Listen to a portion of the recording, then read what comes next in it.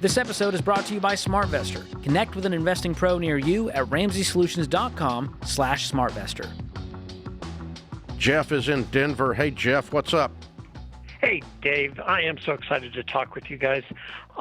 So my wife and I are now passing into retirement age.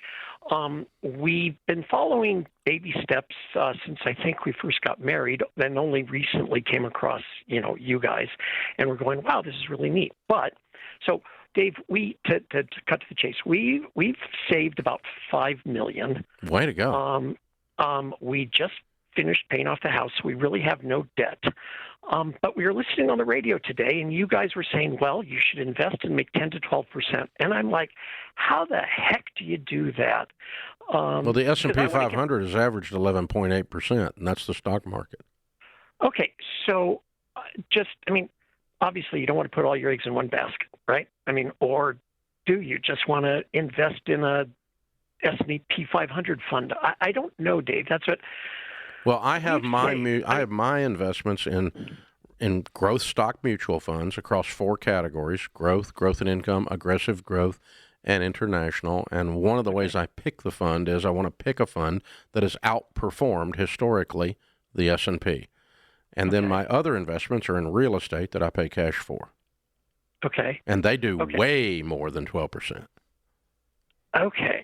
I'm really afraid of real estate because I don't. That's fine. I couldn't walk out of a hole in real estate. That's fine. No problem. You don't have to do it. But the bottom line is if you had just had your money in an S&P in 2025, it would have made 17.9. In 2024, it would have made 25.6. In 2023, it would have made 26.3. That's what the S&P returned in those last 3 years. Those are above average returns. I don't think it's going to keep returning like that. Those are unusually high, good years. This year, we're flat year to date in the S&P, with a little bit of a roller coaster ride due to Iran getting bombed. But but overall, I'm been very comfortable. I've been investing in mutual funds for 30 plus years, and I'm very comfortable that I can get north of 10% on average over a long period of time. But I don't, I'm not sweating it, but I shouldn't be getting 3% when I've got those kinds of rates of return floating around.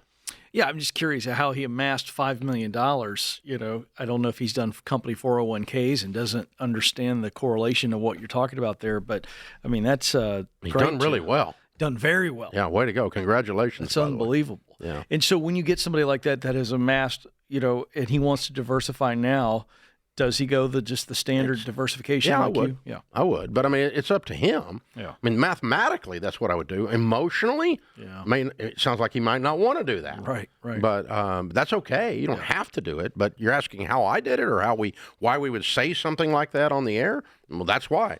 17.9, 25.6, and 26.3. That's the last 3 years. And so, that's kind of how this works. So, but again, that's how you can get to an average of 11.8 since the stock market began. When other years you might make 6 or 7 or 8, and that drags the average down. Yep. So there you go. But all of these things beat high yield savings for sure.